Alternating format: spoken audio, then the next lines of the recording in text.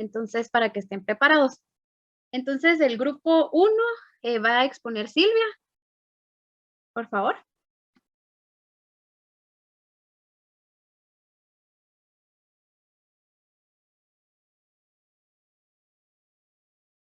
Gracias. Buenas tardes a todos. A nosotros nos tocó la membrana celular. ¿Sí se escucha bien? Sí, sí, te escuchamos bien. Gracias. Siguiente. Bueno, la estructura de la membrana es la que cubre la célula. Es elástica, fina y flexible. Tiene un grosor de 7.5 a 10 nanómetros, perdón. Es llamado también el modelo de mosaico fluido, debido a que es como un mosaico que está formado por varias estructuras. Como pueden ver acá, hay varias proteínas que son las integradoras, las cuales atraviesan toda la membrana. Hay proteínas que están ancladas por la superficie externa. También hay cadenas de carbohidratos. Se puede observar el colesterol y esto pues es lo que confiere un poco el movimiento de la membrana. Pueden ver que hay como que a los lados hay unos pequeños círculos. Esas son las cabezas de fosfolípidos y forman la bicapa lipídica. Su extremo tiene un extremo hidrofílico que es soluble en agua y un extremo hidrofóbico que es soluble en grasas. Siguiente. Las funciones de las proteínas tenemos dos, como les mencioné, integrales y periféricas. Las integrales pues son las que se pueden ver que penetran toda la membrana. En ella pues se forman canales, los cuales atraviesan diferentes moléculas, como por ejemplo la glucosa. También forman proteínas transportadoras, las cuales pues ingresan y salen de la membrana, y también algunas enzimas. En las proteínas periféricas, pues la mayoría sirven de receptores. Hay varios receptores, por ejemplo, los que captan la glucosa, eso sería un ejemplo, y como segundos mensajeros cuando se inicia una señal química. Se transmite la señal desde la parte extracelular del receptor al interior de la célula. Siguiente. Y acá tenemos pues que la membrana es fluida y es permeable. Es fluida debido a la cantidad de lípidos que tiene, ya que son moléculas más pequeñas y por consiguiente pues tienen mayor movilidad que las proteínas, que por ejemplo acá en el dibujito, como ustedes pueden ver, una celeste grande, esa es una proteína, es muy grande. Entonces los fosfolípidos que están alrededor son los que le confieren el movimiento. Existen tres factores que le confieren la fluidez. Está la temperatura. La temperatura pues afecta cómo se mueven los fosfolípidos. A menor temperatura se encuentran más cerca y a mayor temperatura pues se alejan. El colesterol, que también lo pueden observar ahí de color amarillo entre las pelotitas que están ahí moradas, están distribuidas por toda la membrana y ayuda a que la bicapa pues se mantenga fluida también bajo diferentes condiciones ambientales. También mantienen unidos a los fosfolípidos para que estos pues no se separen demasiado. Y los ácidos grasos saturados e insaturados, dependiendo en la cadena. Los codos, por ejemplo, los que son insaturados por el doble enlace, ayudan mucho en la fluidez, ya que aumentan el espacio entre los fosfolípidos. Y esto hace que las moléculas pues sean más difíciles de que se congelen a temperaturas más bajas. En cuanto a la permeabilidad, pues una membrana para un soluto se define por la facilidad con que el soluto puede desplazarse a través de la membrana, y hay varios tipos de estos movimientos. Está el de difusión y tenemos también el transporte activo, que pues, lo veremos más adelante. También regula el intercambio de sustancias entre el citoplasma y el medio extracelular. Y pues mantiene el medio interno constante. Siguiente. Y pues estas son nuestras referencias. Muchas gracias. Ok, muchas gracias. Entonces, no sé si Dulce nos puedes decir entonces, en resumen, ¿verdad? ¿Qué es el mosaico fluido? Por favor.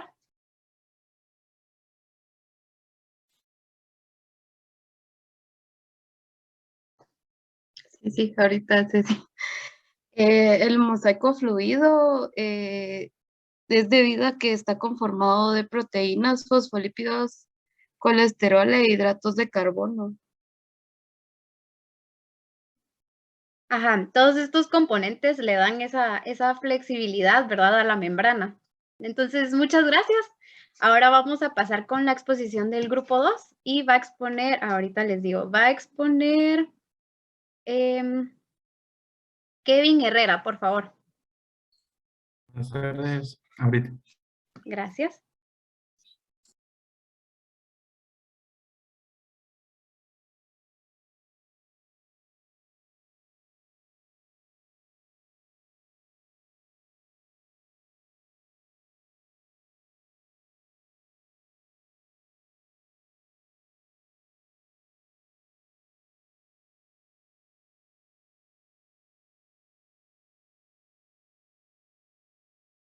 ¿Me escuchan?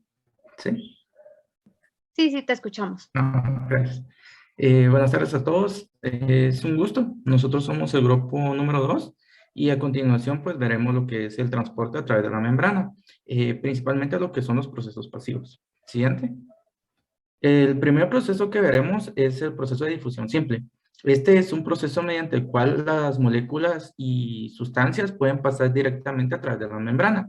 En este tipo de transporte no hay intermediarios, no se requiere energía, por lo tanto las moléculas pueden atravesar la membrana libremente.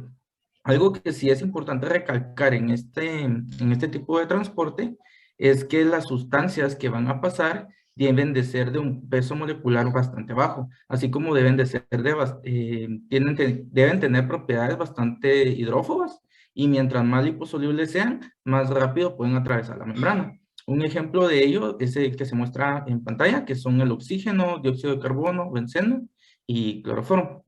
Siguiente. Luego tenemos lo que es la difusión facilitada. Acá el paso de solutos a través de la membrana se da por medio de una interacción con proteínas transportadoras y con proteínas de canal. Acá tampoco hay gasto de célula, pero sí se necesita de estas proteínas de transporte. Estas son bastante selectivas y se envía siempre todos estos procesos pasivos son en favor de gradiente de concentración, de una mayor concentración a una menor concentración. Acá las proteínas transportadoras abarcan toda la membrana celular y tienen regiones que se enlazan holgadamente con ciertos iones o moléculas específicas, como azúcares o proteínas pequeñas. Acá los canales iónicos lo que tienen son ciertos receptores de cargas, por lo cual pueden detectar lo que son los iones. Por ejemplo, las cargas ligeramente negativas de algunos aminoácidos entre los canales de sodio atraen al ion sodio, pero repelen al ion cloro. Por eso es de que se dice que son bastante selectivos. Siguiente, por favor. Y por último, pues tenemos lo que es la ósmosis. Acá la ósmosis la podemos definir como una difusión neta de agua a través de la membrana, con una permeabilidad selectiva. Esto quiere decir de que la membrana va a permitir el paso de agua de una región con mayor concentración de agua a una región de menor concentración de agua, como se observa en la imagen, ¿sí? Del lado izquierdo están el montón de circulitos azules, que son moléculas de agua, y estas pues van a pasar de su mayor concentración a donde está la menor concentración. Tenemos algunas fuerzas que actúan en el proceso de ósmosis. Estas son la presión hidrostática, que es la que se genera como consecuencia del peso de agua o del solvente que esté en la solución. Y también una presión osmótica. Esta presión se ejerce por las partículas del soluto, iones o moléculas. Esto es lo que hace, estas son fuerzas contrarias, por así decirlo. La fuerza hidrostática intenta el paso del soluto hacia afuera y la fuerza osmótica hacia adentro, como tenemos el ejemplo en pantalla, ¿verdad? Siguiente. Luego, por último, tenemos la tonicidad, que esta está asociada a la ósmosis y nos indica que según la concentración de los solutos no difusibles que estén presentes en el líquido extracelular, o sea, afuera de las células, las soluciones pueden ser de 3 tipos. Isotónica, cuando la concentración interna de la célula es igual a la concentración del líquido extracelular. Hipotónica, cuando se tiene una menor concentración de solutos no difusibles extracelulares, por lo que el agua lo que hace es difundirse hacia el interior de la célula, hinchándose y en un caso extremo produciendo una hemólisis, que es una ruptura de la célula. Y una solución hipertónica, que es cuando hay mayor concentración de solutos no difusibles afuera, por lo que hace que el agua que está dentro de la célula salga y las células se deshidratan. Esto se llama crenación. Y los últimos 2 términos que podemos aclarar acá son isotónico e isosmótico. En el isotónico se sabe que son de misma concentración de agua y no hay paso de solutos. Pero en el isosmótico sí hay pasos de solutos porque las osmolaridades interna y externa de las células son iguales. Solamente, muchas gracias por su atención. Estas son las referencias y solo. Ok, muchas gracias. Solo haciendo una aclaración. Isotónico es misma concentración de soluto, no de agua. Y a ver, entonces, Flor, ¿cómo definirías entonces un proceso pasivo? Un proceso pasivo será que viene como de concentraciones altas a bajas, o sea, un favor de gradiente de concentración.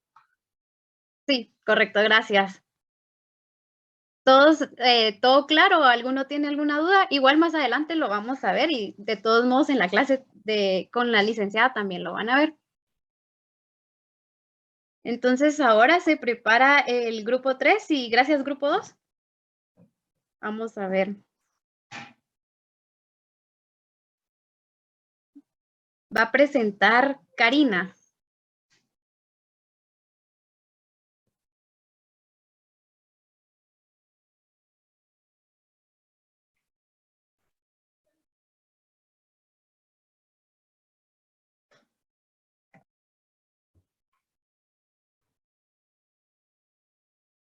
Buenas tardes a todos, me escuchan y me observan.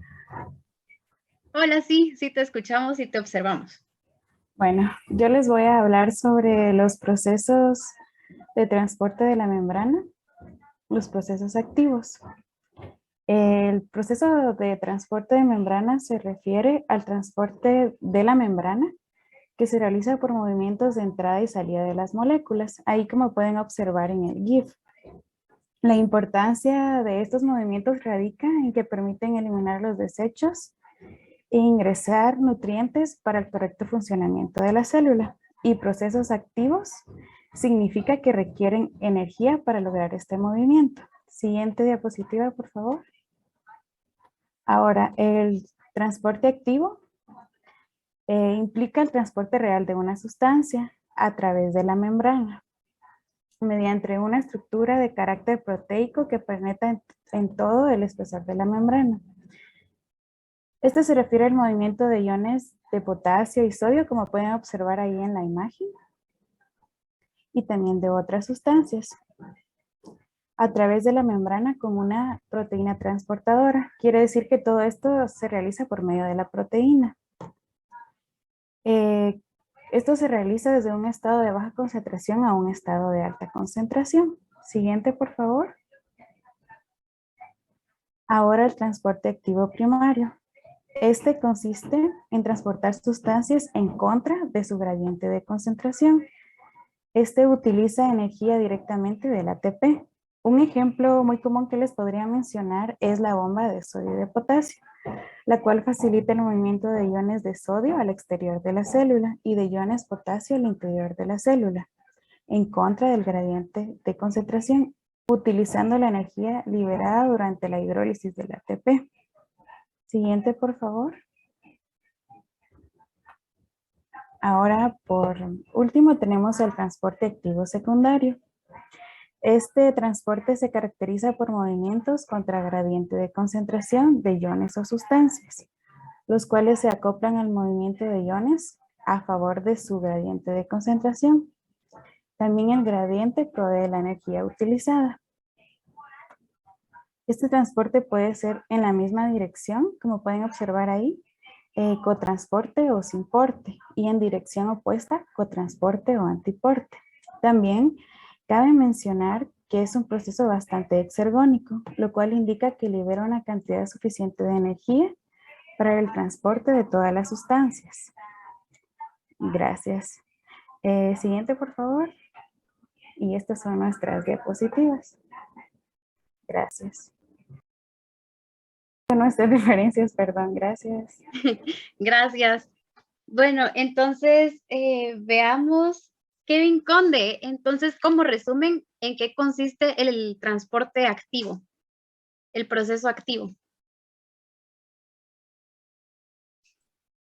¿Me escuchan? Sí.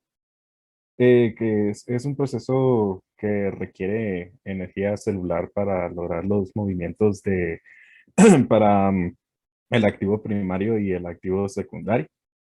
Y pues se refiere al transporte de sustancias a través de la membrana mediante movimientos de entrada y salida de moléculas.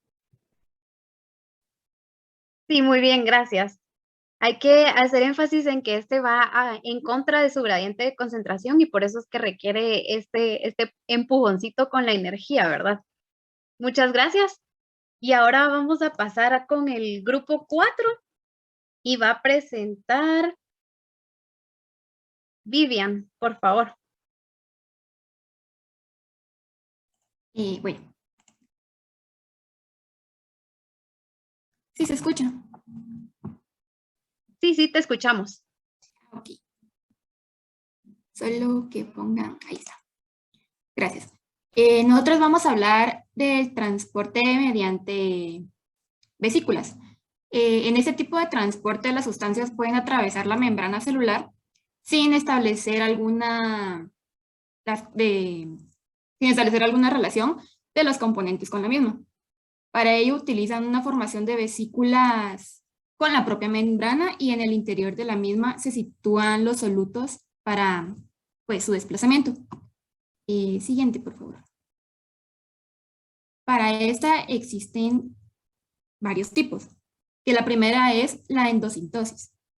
Es el mecanismo de transporte de materiales del exterior al interior de la célula. Varios tipos de este mecanismo operan en los sistemas biológicos, incluyen la fagocitosis, pinocitosis y la endocitosis mediada por un receptor. La fagocitosis. Esta se puede describir como una célula comiendo, ya que la célula ingiere partículas grandes de sólidos como alimentos o bacterias. Y en este mecanismo, los pliegues de la membrana plasmática rodean las partículas ingeridas, formando pequeñas vacuolas a todo su alrededor. Después, la vacuola se desprende dentro de la célula y los lisosomas se fusionan con la vacuola y vierten potentes enzimas hidrolíticas sobre el material ingerido. De ahí está la pinocitosis. Esta se puede describir como una célula bebiendo, ya que la célula toma los materiales disueltos en este mecanismo. Primero, las pequeñas gotas de fluido son atrapadas por los pliegues de la membrana plasmática, luego estas se desprenden dentro del citosol como pequeñas vesículas llenas de fluido y el contenido de estas vesículas es entonces transferido al citosol. Y por último está la endocitosis mediada por un receptor, que esta se produce cuando los receptores se acumulan en regiones bien definidas de la membrana celular. Este mecanismo de transporte permite la entrada selectiva de moléculas en la célula. Luego está la exocitosis, que es este mecanismo de transporte de materiales del interior al exterior de la célula, por lo que es inverso en la endocitosis. En este mecanismo, primero la vesícula se aproxima a la membrana plasmática, luego se fusiona con ella y de ahí libera su contenido fuera de la célula. Y conforme va el contenido de la vesícula se libera de la célula, la membrana de la vesícula secretora se integra a la membrana plasmática. Este es el mecanismo principal por el cual la membrana plasmática aumenta su tamaño. Y por último estaría, siguiente por favor, la transitosis, que este es un conjunto de fenómenos que permite a una sustancia atravesar todo el citoplasma desde un polo al otro de la célula. Este implica doble proceso, como la endocitosis, exocitosis, ya que en este mecanismo, primero las proteínas plasmáticas se concentran en las cabriolas, que luego sufren endocitosis y forman las vesículas. Las vesículas atraviesan la célula con la contribución del citoesqueleto y por último el contenido de las vesículas se libera hacia el líquido intersticial por la exocitosis. Y estas serían nuestras referencias. Gracias. Ok, muchas gracias. Entonces, Verónica, ¿qué tipo de proceso es el transporte por vesículas? ¿Será un proceso activo o un proceso pasivo?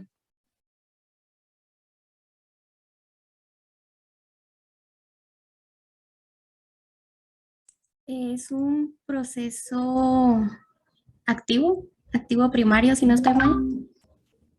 Es un proceso activo, correcto. Recordemos que el proceso activo va en contra de su gradiente de concentración o de su gradiente eléctrico, ¿verdad?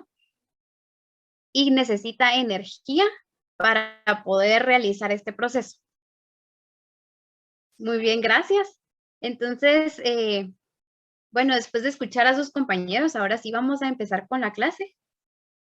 Vamos a reforzar esto que sus compañeros pues expusieron y les recuerdo que cualquier duda pues me pueden escribir o interrumpir sin ningún problema. Entonces voy a compartir mi pantalla.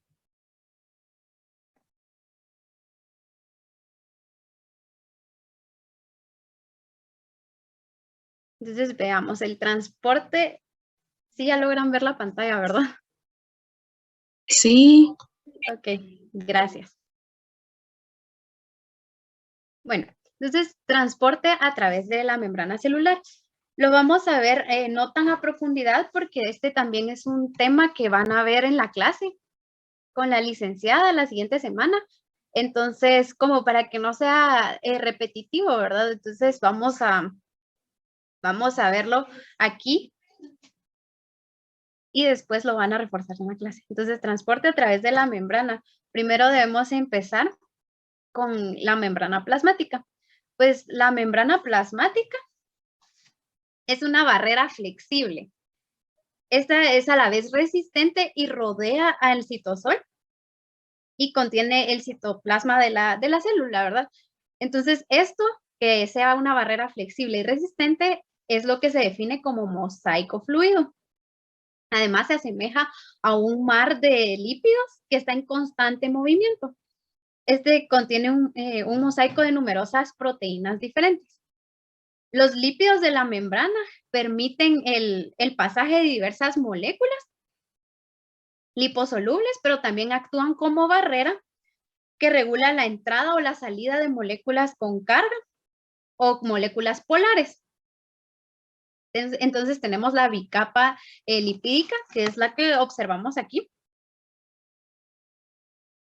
Y está conformada pues por 3 tipos de lípidos. Tenemos los fosfolípidos, tenemos el colesterol y los glucolípidos.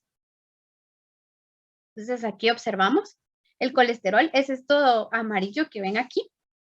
Estos son los fosfolípidos. Y aquí observamos los glucolípidos. Esto morado que ven por aquí. Entonces, la disposición de la bicapa es el resultado de la naturaleza anfipática. ¿Qué quiere decir esto? Que tiene partes polares, tanto polares como no polares. Entonces, la cabeza o el fosfolípido, que es lo que observamos aquí, es la parte hidrófila, ¿verdad? Y las colas, que es lo que observamos aquí abajo, es la parte hidrófoba. Entonces, por eso es que es de naturaleza anfipática. Entonces, como les dije, ¿verdad? Está conformada también por varias proteínas. Tenemos proteínas integrales, que son las que observamos aquí. Estos 3 tipos de proteínas son proteínas integrales, que son las que se extienden desde el exterior de la célula hasta el interior, que también la mayoría de proteínas integrales son proteínas transmembranas. Esto quiere decir que atraviesan toda la membrana plasmática, desde el líquido extracelular hasta el líquido intracelular. Aparte, tenemos proteínas periféricas, que son las que observamos aquí y aquí abajo. Se encuentran tanto en el exterior como en el interior de la célula. Y estas se unen con las cabezas polares de los lípidos o con otras proteínas integrales, tanto en el exterior como en el interior. Ahora sí, veamos las funciones de las proteínas de membrana. Pues aquí observamos que hay varios tipos de proteínas. Tenemos las que son de canal iónico, o llamadas canal iónico o poro, ¿verdad? Esta es una proteína integral.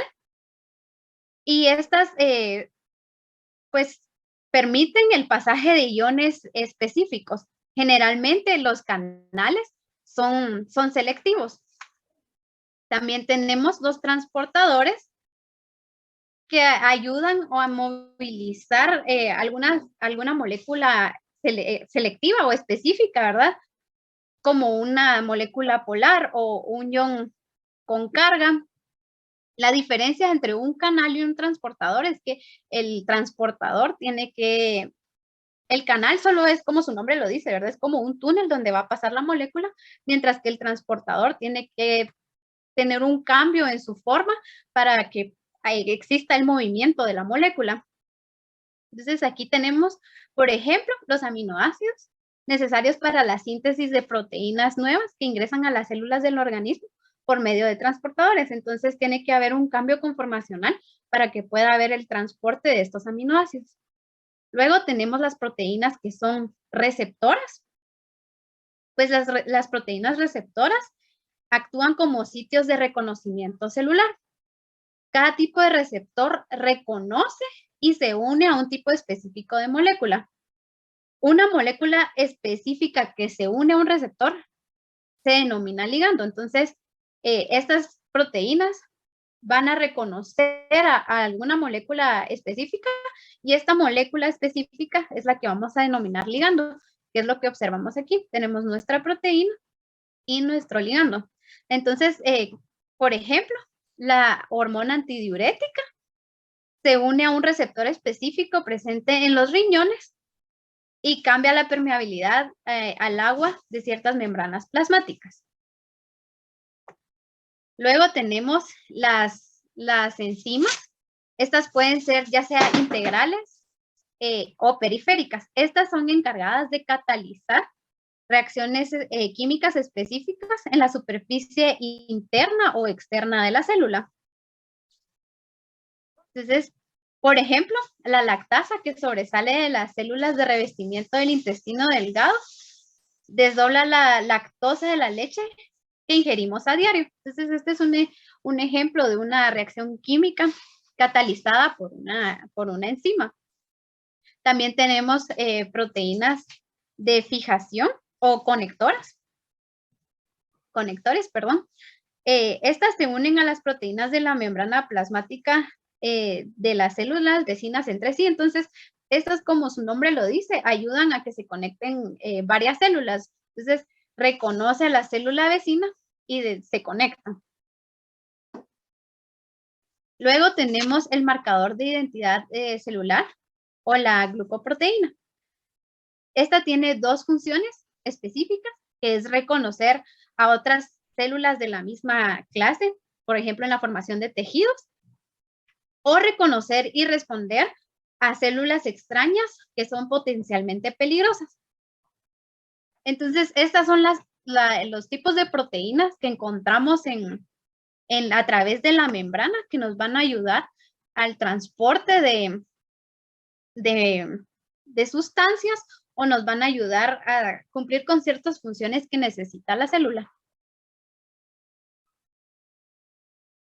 Regresando, recordemos que la membrana tiene, como sus compañeros mencionaron, tiene fluidez.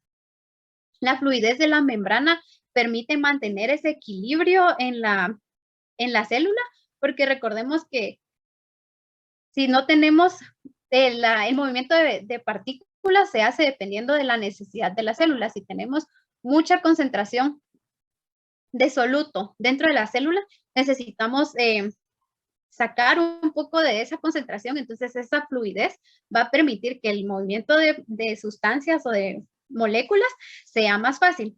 Otra función de la fluidez es que permite que existan interacciones químicas entre las diferentes sustancias. Y también tenemos la otra función, que es la función selladora. Esto es cuando ocurre como algún desgarro o una punción en la membrana. Entonces, esa fluidez va a ayudar a que este desgarro como que se cierre para evitar que la membrana se rompa. Ahora sí, vamos a hablar de permeabilidad. La permeabilidad también es otra característica de la membrana plasmática, que es la que ayuda también al transporte de moléculas. Entonces, el término permeable significa que una estructura permite el pasaje de sustancias a través de la membrana, mientras que el término impermeable significa que una estructura no permite el pasaje de alguna molécula específica a través de la membrana. Entonces tenemos la permeabilidad selectiva. Pues la permeabilidad selectiva, las membranas plasmáticas tienen permeabilidad selectiva, ¿verdad? Esto posibilita el pasaje de algunas sustancias con mayor facilidad que otras. Entonces ahí es donde viene la selectividad, ¿verdad? Entonces si yo necesito más glucosa que sodio, entonces ahí la membrana va a ser más selectiva a la glucosa que al sodio. Entonces, esa es una característica que ayuda también a mantener el equilibrio de la célula. La permeabilidad selectiva también permite a la célula mantener diferentes concentraciones de algunas sustancias. Por ejemplo, tenemos los términos de gradiente de concentración, gradiente eléctrico y gradiente electroquímico.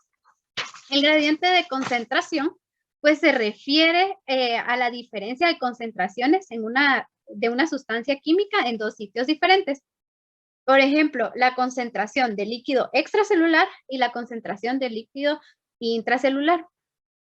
Entonces, los iones sodio se encuentran en mayor concentración en el líquido extracelular y los iones potasio se encuentran con mayor concentración en el líquido intracelular. Entonces, a esa diferencia de concentraciones le vamos a llamar gradiente de concentración. Luego tenemos el gradiente eléctrico, que se refiere a la diferencia de las cargas eléctricas que existen entre dos regiones diferentes. Les vuelvo a poner el mismo ejemplo. A las dos regiones nos referimos al líquido extracelular y líquido intracelular. Entonces va a haber diferencia de gradiente eléctrico porque en un lado vamos a tener más cargas negativas que en el otro lado. Entonces ahí es donde se forma el potencial de membrana. A esa diferencia de cargas, ¿verdad? Se le denomina también potencial de membrana. ¿Y qué es entonces el gradiente electroquímico? Pues el gradiente electroquímico es la combinación del gradiente de concentración con el potencial de membrana sobre el movimiento de algún ion en específico. Entonces, a manera de resumen, gradiente de concentración, diferencia de concentración de solutos. Gradiente eléctrico, diferencia de cargas eléctricas. Y gradiente electroquímico es la combinación del gradiente de concentración y del gradiente eléctrico para movilizar algún ion en específico. ¿Tienen alguna duda de estos términos?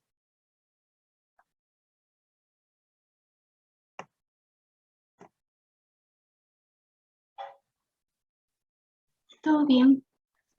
Ok, está bien. Gracias. Bueno, ahora que ya conocimos bien las características de la membrana, tenemos fluidez, permeabilidad, la estructura de la membrana, que es la que facilita el pasaje de estas sustancias. Ya podemos entrar más a profundidad, ¿verdad? El transporte a través de la membrana. Tenemos procesos procesos activos y pasivos. Entonces, los procesos pasivos consisten en un movimiento a favor del gradiente de concentración o del gradiente eléctrico. Y la sustancia atraviesa la membrana a expensas de su propia energía cinética. Mientras que en el proceso activo se utiliza energía celular para impulsar a la sustancia. Esto se le llama normalmente cuesta arriba porque va en contra del gradiente de concentración o del gradiente eléctrico. Generalmente conocemos los ejemplos de procesos activos es que requieren ATP para poder atravesar la membrana. Entonces, en la imagen de aquí abajo, observamos que tenemos, esta es la difusión, es un proceso pasivo. Entonces, aquí vemos los procesos pasivos. Tenemos difusión simple y difusión facilitada. Y aquí vemos el transporte activo, los procesos activos, que son los que requieren energía. En la difusión simple, bueno, más adelante todavía no me voy a adelantar, ¿verdad? Pero la cosa es que vean que hay procesos pasivos, entonces tenemos difusión simple, difusión facilitada y procesos activos tenemos los que requieren energía, ¿verdad? El transporte activo primario, transporte activo secundario y tenemos los transportes por vesícula.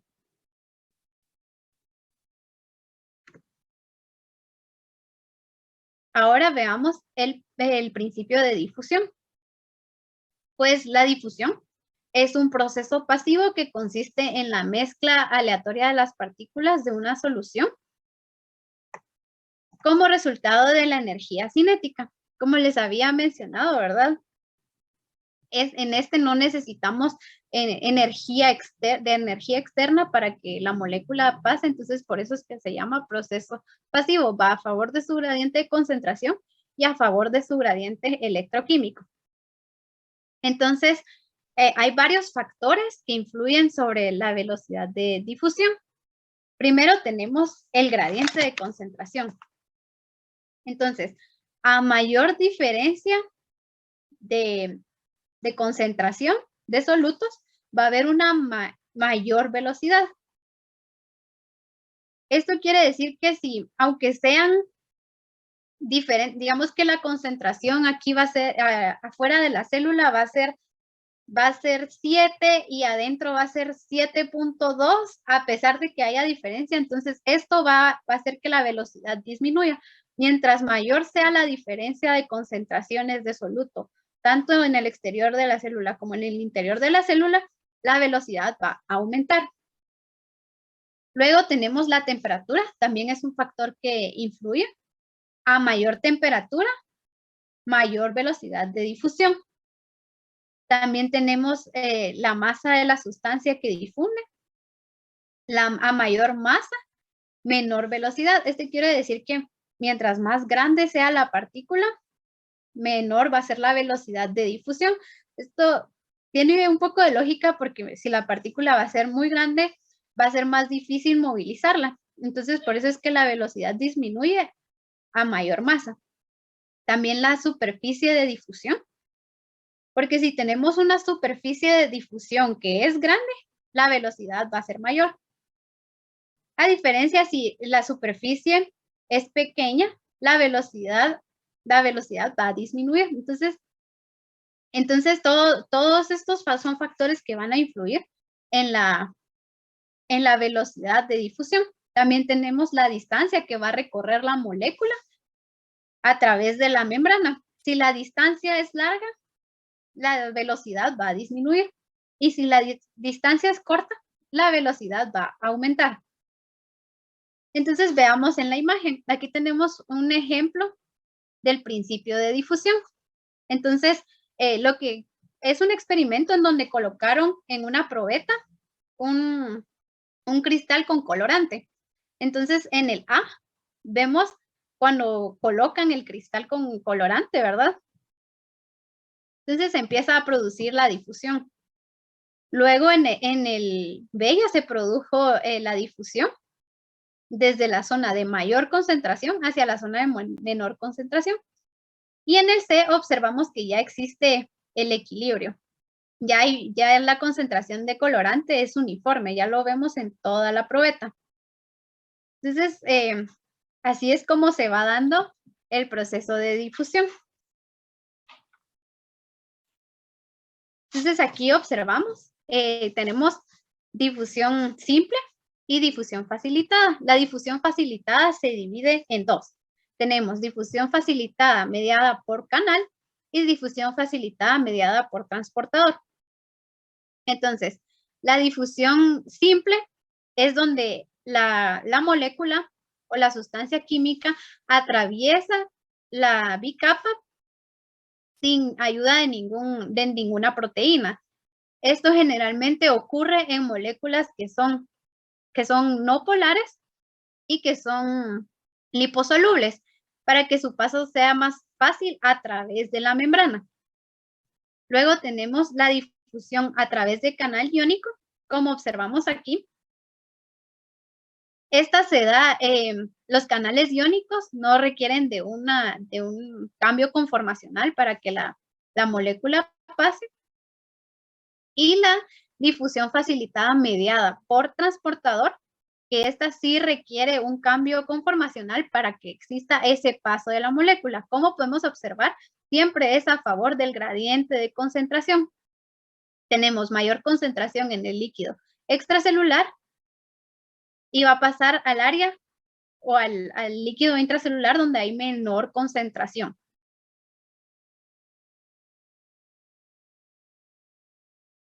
Otro de los transportes que son parte del proceso pasivo es la ósmosis. Entonces aquí observamos en las imágenes, ¿verdad? Las moléculas o los circulitos estos celestes pequeños son de agua y el agua ocurre en movimiento. La ósmosis es movimiento de agua, entonces el movimiento va a ocurrir de donde hay mayor concentración a donde hay menor concentración. Entonces, como les había mencionado, ¿verdad? La ósmosis se caracteriza por el movimiento neto de algún solvente a través de la membrana que sea permeable, que tenga permeabilidad selectiva. Entonces, ósmosis, paso de agua. Aquí no es paso de sustancias, sino que va a ser paso de agua. Entonces, tenemos que conocer ciertos términos como presión hidrostática, que es la presión que va a ejercer el líquido. Y el equilibrio se alcanza cuando el número de moléculas de agua se mueven, el mismo número de moléculas se mueven de izquierda a derecha que de derecha a izquierda. Entonces, la ósmosis lo que busca es mantener el equilibrio en el paso de agua. Que la misma cantidad de agua esté de un lado que del otro. Siempre que la membrana tenga permeabilidad selectiva. Otro término que debemos conocer es la presión osmótica. Entonces, vamos a ver. Voy a preguntar. Andrés Franco, según tu tarea, ¿qué es la presión osmótica y según lo que presentaron tus compañeros?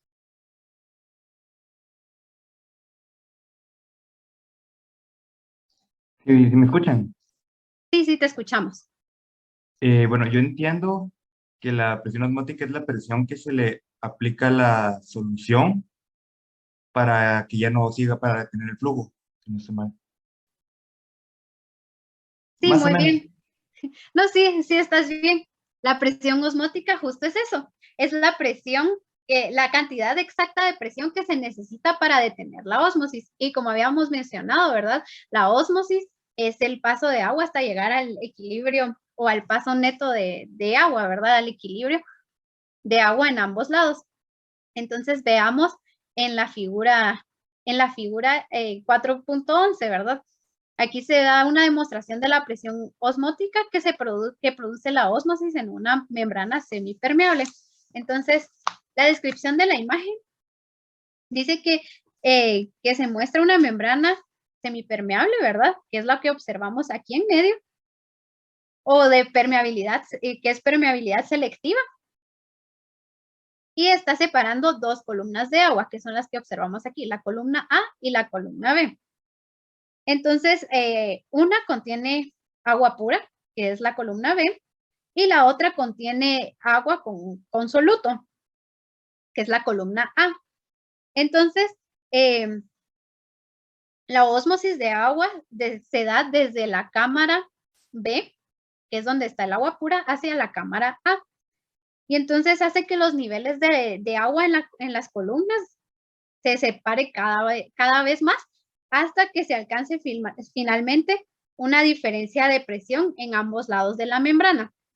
Entonces, esta diferencia de presión va a ser lo suficientemente grande como para oponerse al efecto osmótico. Entonces, esa diferencia de concentración, ¿verdad? Va a ir generando una presión y esta presión va a ser tan grande que va a disminuir o se va a oponer al paso de agua. Entonces, para que ya no ocurra ese paso de agua, se va a producir esta presión osmótica. Aparte, tenemos otra presión que es ejercida por el líquido, que es la presión hidrostática. Entonces, la diferencia de presión a través de la membrana semipermeable en este punto es igual a la presión osmótica.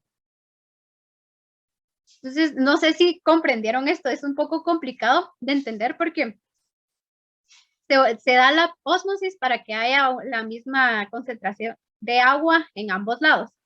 Y después esta diferencia, este mismo paso de agua, ¿verdad? Va a generar cierta presión y entonces esta presión es la que se va a oponer a este movimiento de agua para detenerlo.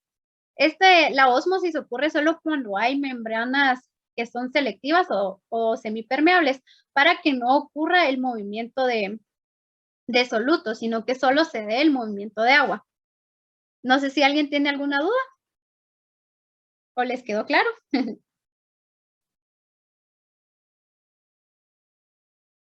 Bueno, entonces el factor que determina la presión osmótica es la concentración. Ok, ahorita voy a entonces repetir cómo se da lo de la presión osmótica. Solo voy a decir esto, el factor que determina la presión osmótica entonces es la concentración de la solución en función del número de partículas, es decir, la concentración molar, no en función de la masa, sino que en cantidad de partículas. Las partículas pueden ser grandes, pero si son pocas, eso no va a definir la presión osmótica, sino que es la cantidad de partículas. Entonces, si tenemos mayor cantidad de partículas, va a haber una mayor presión osmótica. Les voy a explicar de otra forma. Es como aquí, digamos que aquí hubiera un tope y si sigue entrando agua,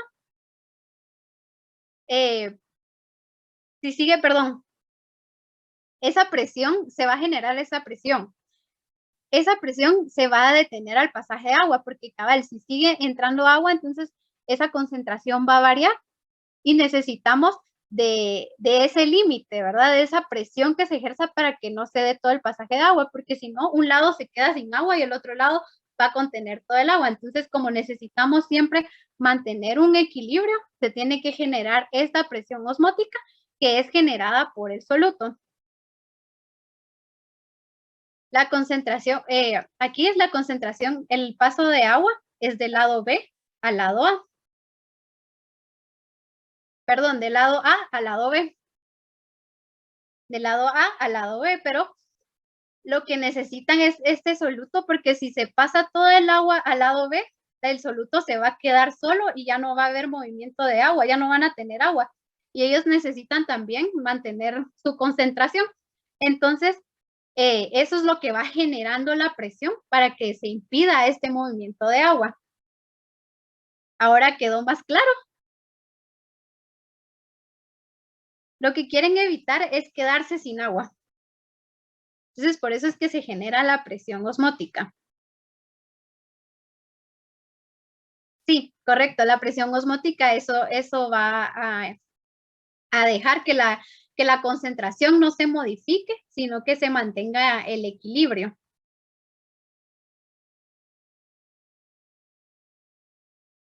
Ok, entonces ósmosis es paso de agua y la presión osmótica es la presión que se ejerce para detener la ósmosis. Dentro de otros términos que debemos conocer están la osmolalidad, que es la medida para expresar la concentración total de sustancias. Entonces, la osmolalidad se mide por osmoles. Un osmol de soluto disuelto por cada kilogramo de agua tiene una osmolalidad, de 1 osmol por kilogramo. Y aparte tenemos osmolaridad, que no se utiliza kilogramo de agua, sino que se utilizan litro de solución. Entonces, esa es la diferencia entre osmolalidad y osmolaridad. Los osmoles son equivalentes a peso molecular gramo. Entonces, en vez de utilizar peso molecular gramo, utilizamos los osmoles. Entonces, tenemos osmolalidad, donde se mide el agua en kilogramos, y osmolaridad, donde se mide en litros de solución. Esto nos va a ayudar a saber la concentración que tenemos dependiendo la concentración de soluto que tenemos. Y esto es lo que nos va a definir si la solución es isotónica, hipertónica o hipotónica. Entonces, ¿queda claro todo lo de la ósmosis y la presión osmótica?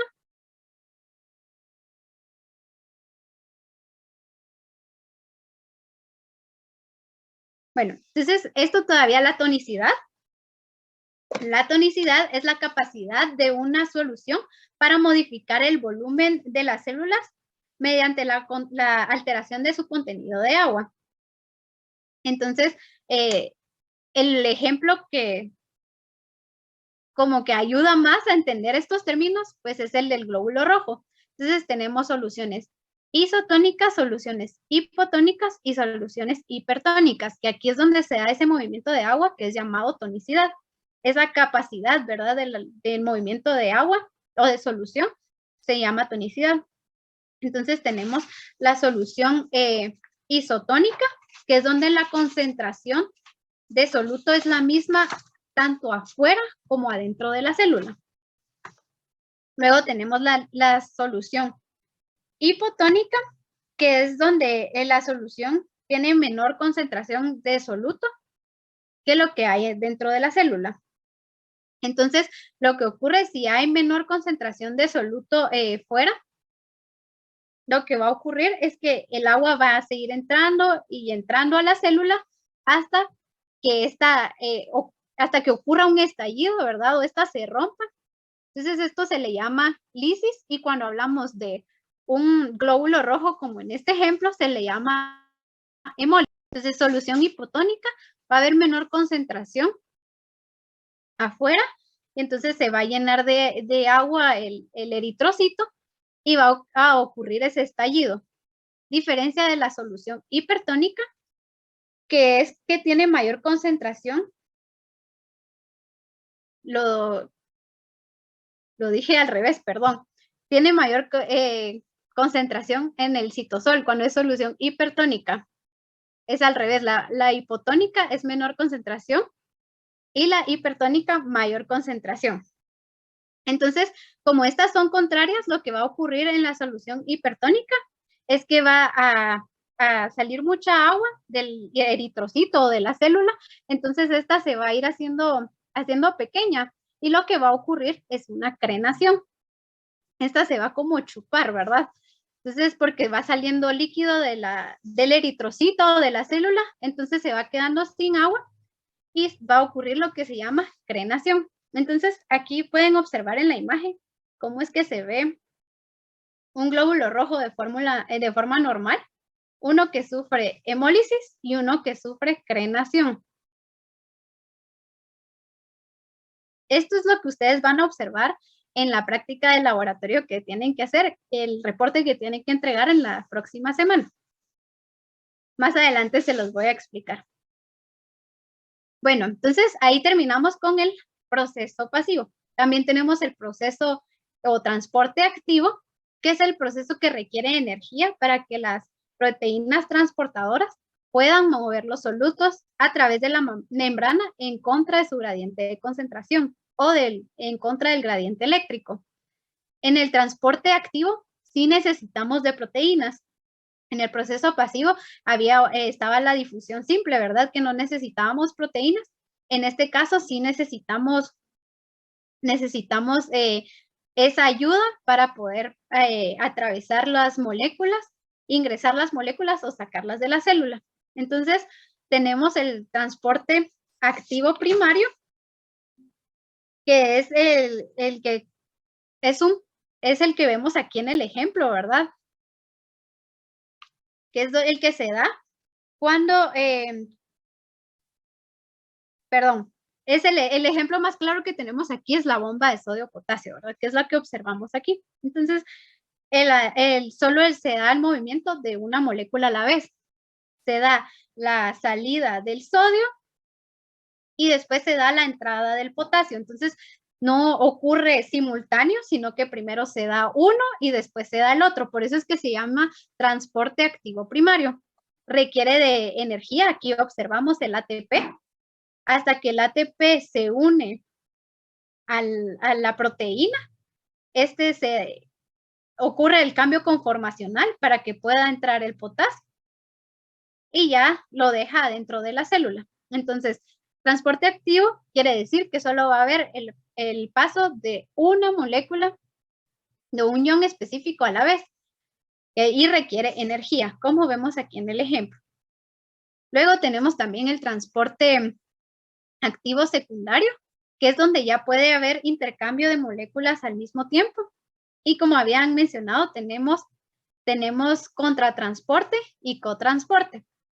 El contratransporte es cuando ocurre la entrada y la salida de moléculas diferentes.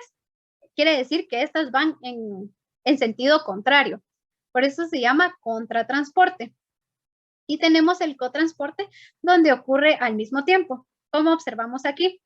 Aquí ocurre movimiento de glucosa y de sodio al mismo tiempo. Esto se llama cotransporte o simporte.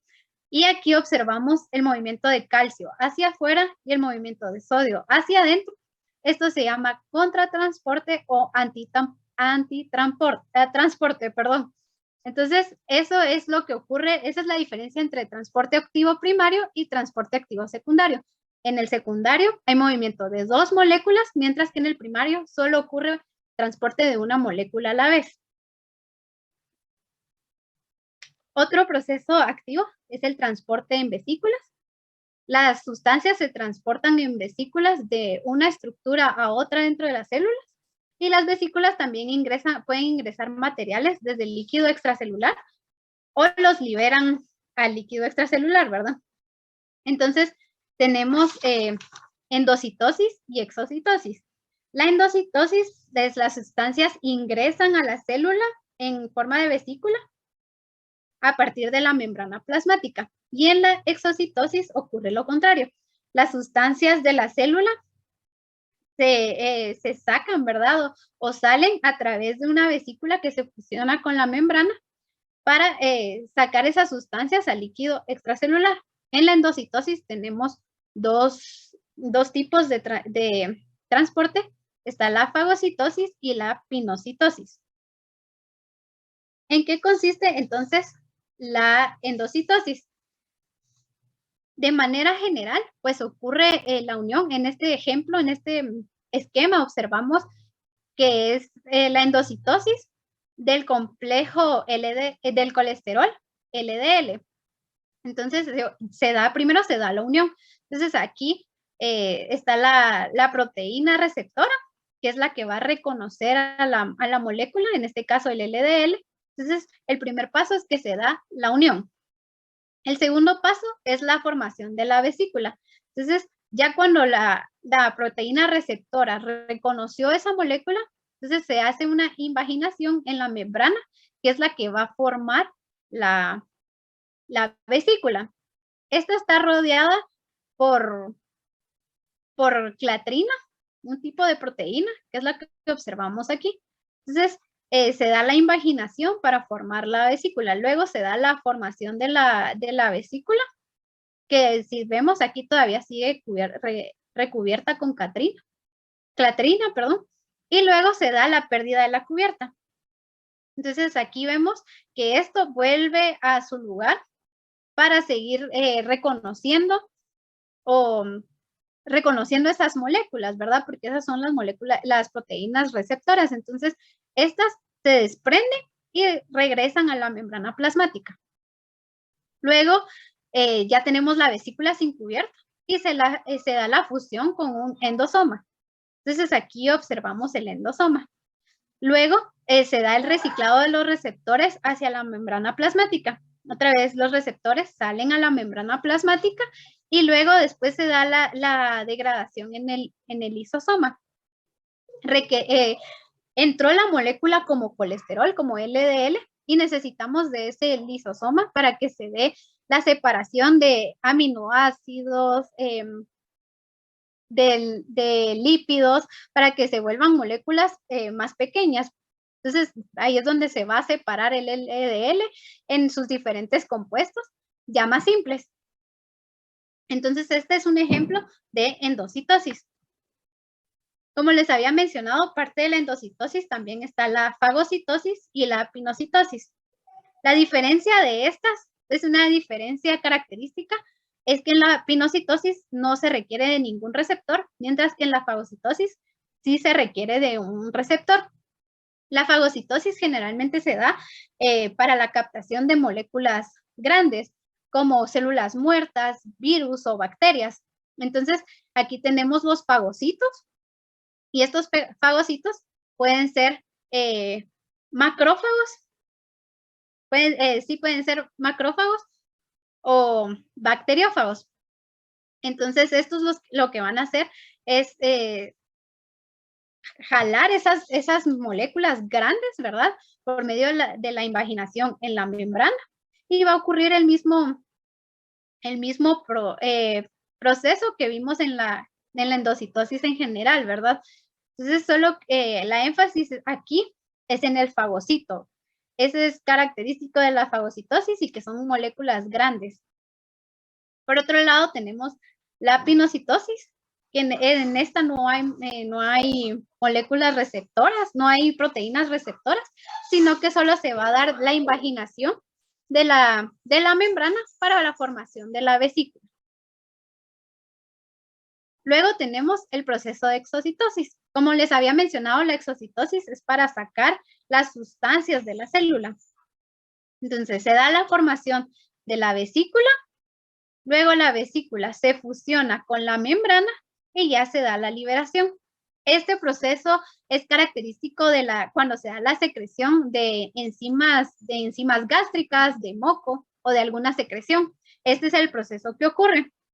Igual cuando se da en las células nerviosas, cuando se da la liberación de neurotransmisores, lo que ocurre es una exocitosis. Se da la formación del neurotransmisor dentro de la célula, entonces se forma la vesícula, luego la vesícula se fusiona con la membrana plasmática y ya se da la liberación de este neurotransmisor.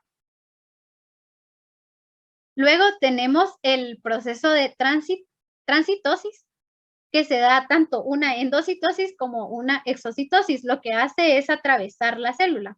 Entonces, aquí observamos que se da el proceso de endocitosis, ocurre la invaginación, se hace la vesícula y luego se hace la fusión con la membrana plasmática y se da la salida de la sustancia o la molécula. Un ejemplo de esto es en las embarazadas, cuando están transmitiendo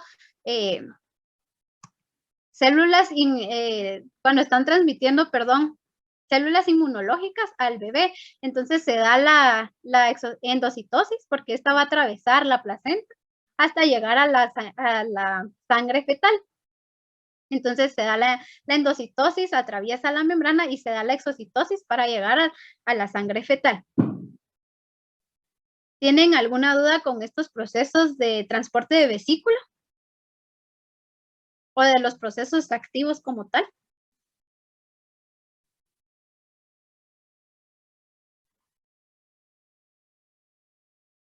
Ok, todo bien.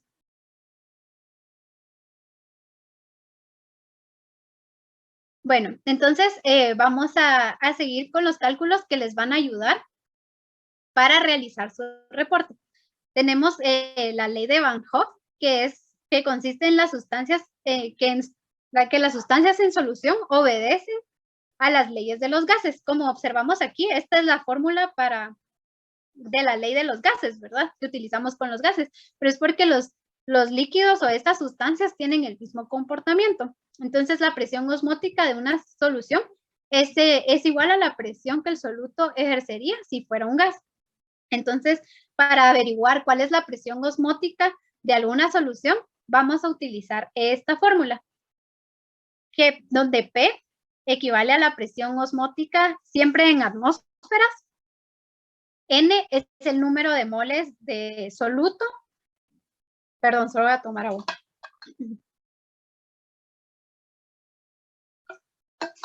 V es el volumen en litros. R es la constante de los gases. Utilizamos la misma constante, es 0.082 litro atmósfera, mol Kelvin.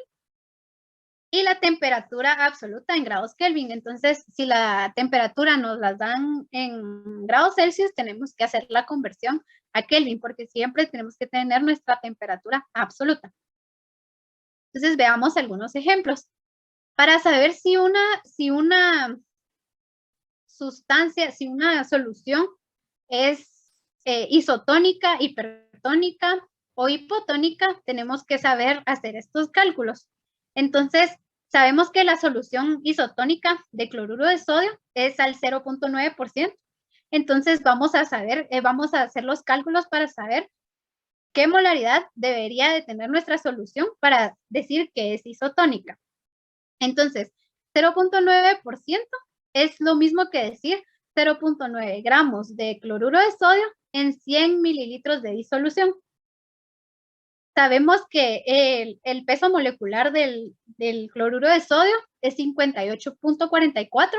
Este es el número exacto que vamos a utilizar en todos nuestros cálculos, porque en el corto vienen algunos cálculos. Entonces, para que les dé la respuesta, van a utilizar 58.44 gramos de cloruro de sodio. Eso equivale a 1 mol de cloruro de sodio. Y como necesitamos la molaridad es moles de soluto en 1 litro de disolución, necesitamos pasar estos mililitros a litros. Entonces aquí es donde vamos haciendo nuestra conversión y obtenemos 0.15 molar. Entonces, esta concentración es para una solución isotónica. Si las concentraciones son mayores, quiere decir que estas van a ser soluciones hipertónicas. Y si las concentraciones son menores, quiere decir que va a ser una solución hipotónica.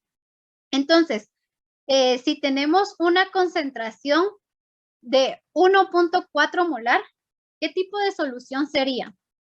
Si estamos hablando de cloruro de sodio. Hipertónica. Hipertónica. Sí, sería hipertónica porque es una concentración mayor a nuestra concentración isotónica. Esta va a ser nuestra concentración de referencia, ¿verdad? Porque la sacamos de una solución isotónica, hablando solo de cloruro de sodio. Entonces, si tenemos de 1.4 sería hipertónica. Y si tenemos de 0.04, ¿qué sería? ¿Qué tipo de solución sería? Hipotónica. Hipotónica, sí, correcto. Entonces, como les digo, este va a ser nuestro punto de referencia. Luego tenemos el cálculo de la concentración de la solución isotónica, pero de glucosa. Una solución isotónica de glucosa está al 5%. Quiere decir que 5 gramos de glucosa se encuentran en 100 mililitros de disolución. Este va a ser el peso molecular que vamos a utilizar para la glucosa, que sería 180.56 gramos. Entonces, 1 mol equivale a 180.56 gramos de glucosa. Y lo mismo, tenemos en mililitros y necesitamos en litros ya que la molaridad es moles por litro de disolución. Entonces, hacemos nuestra conversión en la calculadora y nos da 0.27 molar. Entonces, si tenemos lo mismo, ¿verdad? Si tenemos concentraciones mayores a este número, vamos a tener una solución hipertónica. Y si la concentración es menor, va a ser una solución hipotónica. Entonces, si tenemos una concentración de 0.5, ¿qué tipo de solución sería? Hablando de glucosa.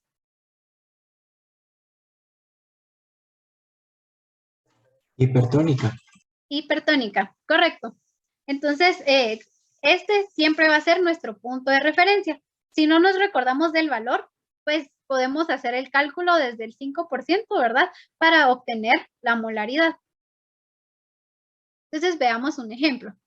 Dice, en un vaso de 230 mililitros, agregar 14 gramos de cloruro de sodio. Indique qué tipo de solución es. Entonces, como observamos aquí, están los 14 gramos de cloruro de sodio, que son los que tenemos que agregar, y se están agregando a 230 mililitros. Entonces, vamos a ver el peso molecular que vamos a utilizar, 58.44 gramos. Y después vamos a hacer la conversión de mililitros a litros. Entonces, obtenemos 1.04 molar. Si comparamos con el valor de la solución isotónica, obtenemos que es una solución hipertónica, porque es mayor a 0.15, a este valor. Si van entendiendo cómo se ve si la solución es hipertónica o hipotónica, ¿verdad?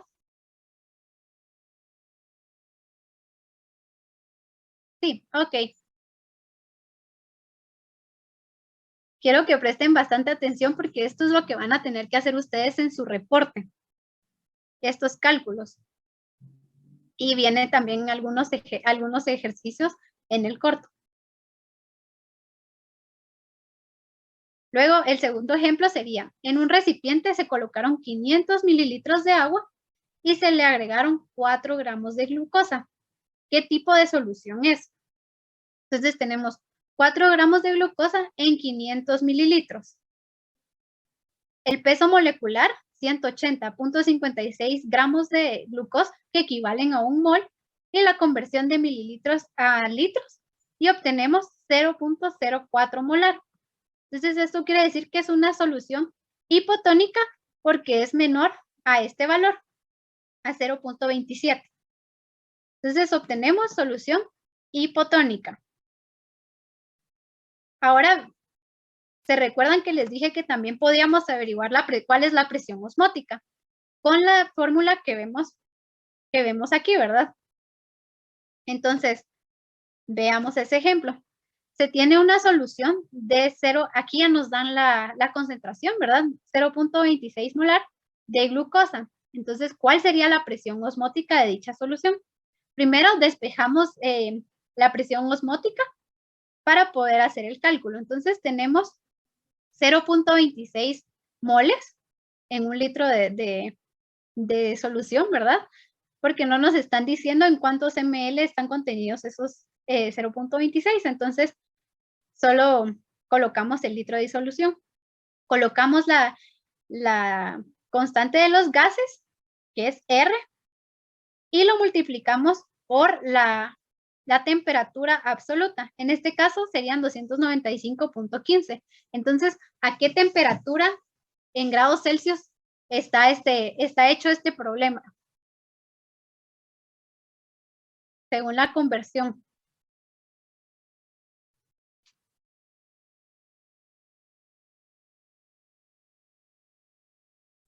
¿22? 22, sí, correcto. Porque recordemos que son 273.15 grados los que se le suman a los grados centígrados. Entonces, 22. Recuérdense que eso lo tienen que tomar en cuenta porque a veces uno en las carreras, ¿verdad? No se da cuenta de la conversión que tiene que hacer de la temperatura. En este caso no nos daban temperatura, pero siempre tenemos que tomarlo en cuenta. Solo voy a terminar este y voy a retomar el caso de la solución hipotónica, perdón. Entonces hacemos la multiplicación de todo y obtenemos 6.26 atmósferas. Entonces esa sería la presión osmótica de la solución que estamos preparando aquí, de 0.26 molar de glucosa. Entonces solo voy a regresar al cálculo que me pidieron favor que volviera a explicar. Entonces, la solución hipotónica. Tenemos los 500 mililitros de agua y se le agregaron 4 gramos de glucosa. Entonces, tenemos 4 gramos de glucosa contenidos en 500 ml. Sabemos que un mol equivale al peso molecular de la glucosa, en este caso 180.56 gramos. Y tenemos que hacer todavía la conversión de 100 mililitros a 1 litro de disolución. Entonces, obtenemos 0.04 molar. Al comparar este valor con este, nos damos cuenta que es más pequeño. Entonces, como es una menor concentración, se dice que es una solución hipotónica.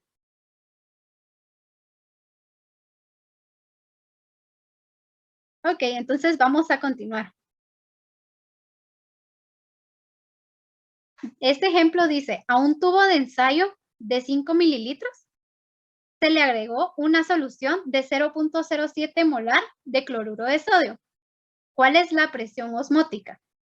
Entonces, en este caso hay que prestar un poco más de atención porque nos están diciendo que en 5 mililitros se agregó la solución con esta concentración. Entonces, aquí abajo va a cambiar nuestra solución, ¿verdad? Porque ya no va a ser el litro de solución, sino que va a ser estos 5 ml convertidos en litros. Entonces tenemos los 0.07 moles en 0.05 litros.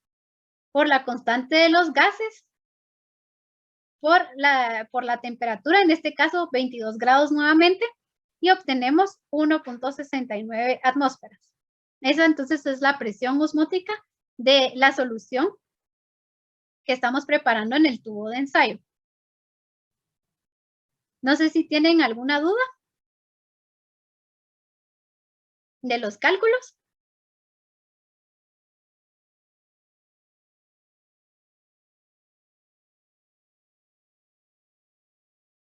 Bueno, entonces si no hay ninguna duda de los cálculos, voy a proceder a explicar el laboratorio. Entonces, la otra semana tienen que presentar su reporte de la práctica que se les subió, ¿verdad? De ósmosis. Ustedes hicieron su prelaboratorio respondiendo a las preguntas y ahora tienen que hacer la parte experimental.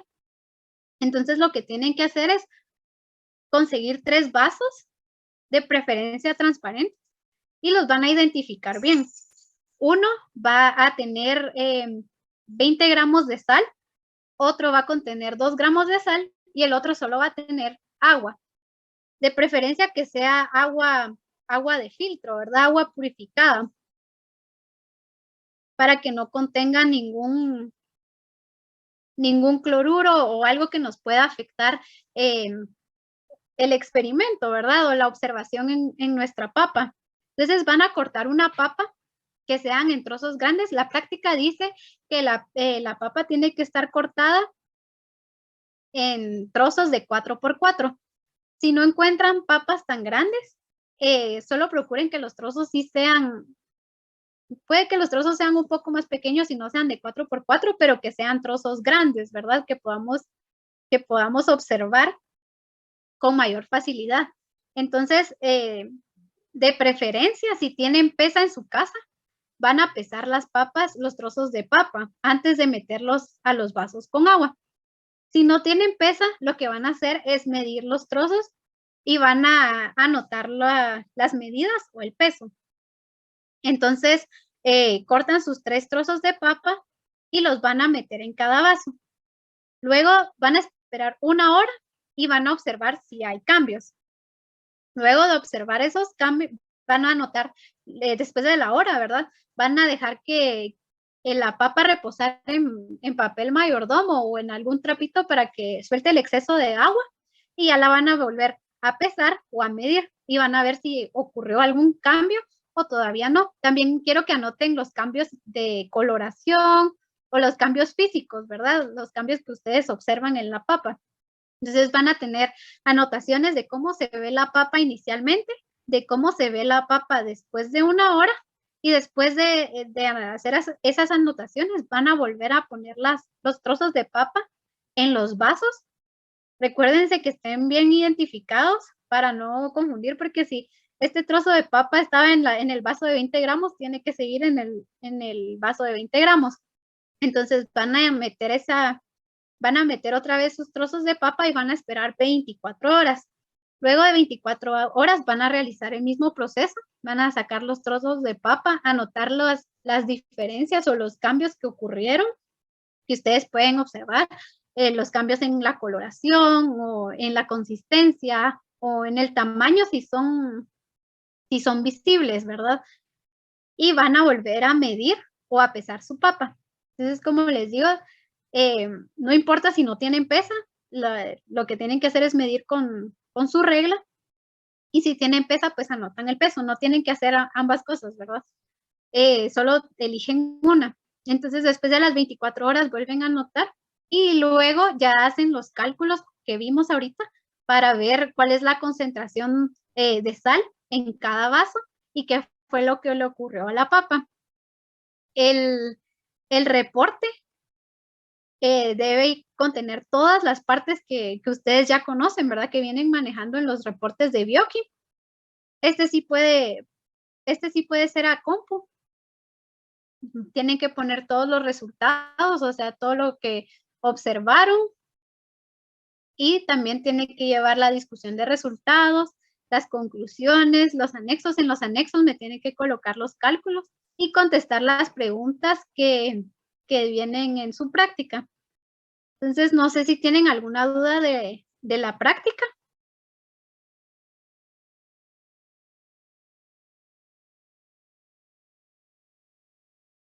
El reporte es individual. Yo tengo entendido que el reporte es individual, pero déjenme consultarlo con la licenciada para ver qué dice.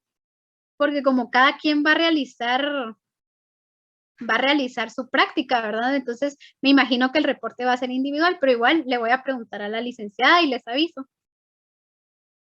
Y la discusión, pues la discusión es en base a lo que observaron y las preguntas son aparte o pueden incluir las preguntas dentro de la discusión. Mejor si son aparte porque así voy identificando que sí contestaron todas las preguntas.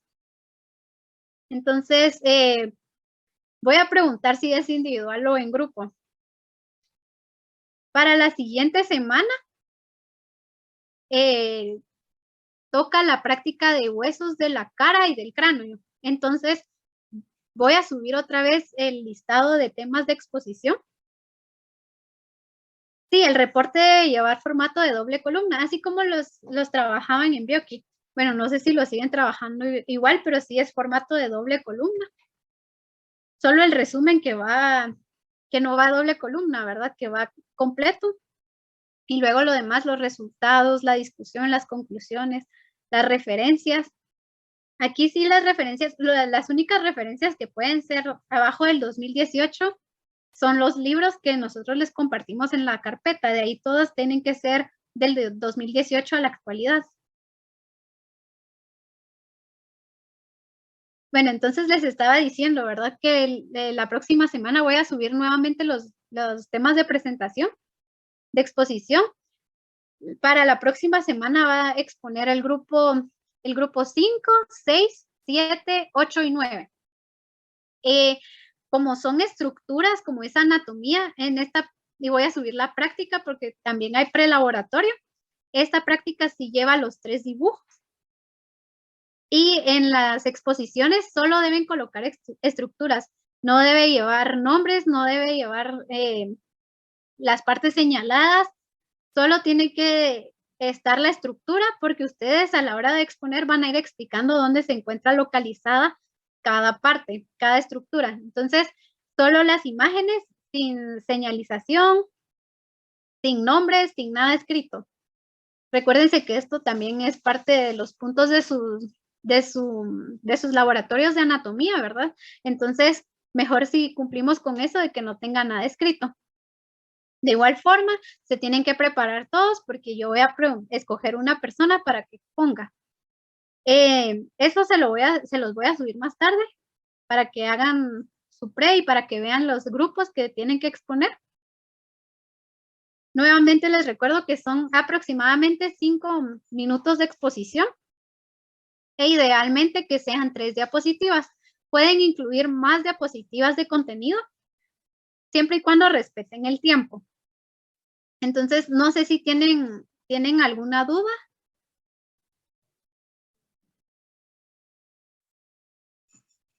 Con el reporte o con lo que tienen que hacer para la próxima semana.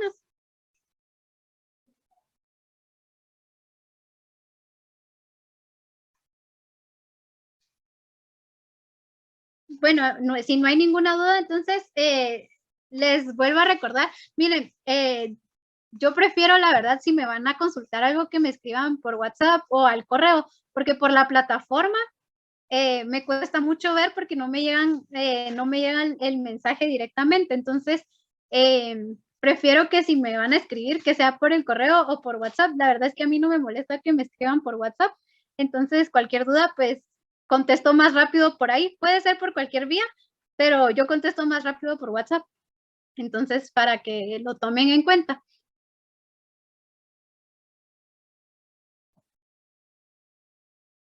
Bueno, entonces, si no hay ninguna duda,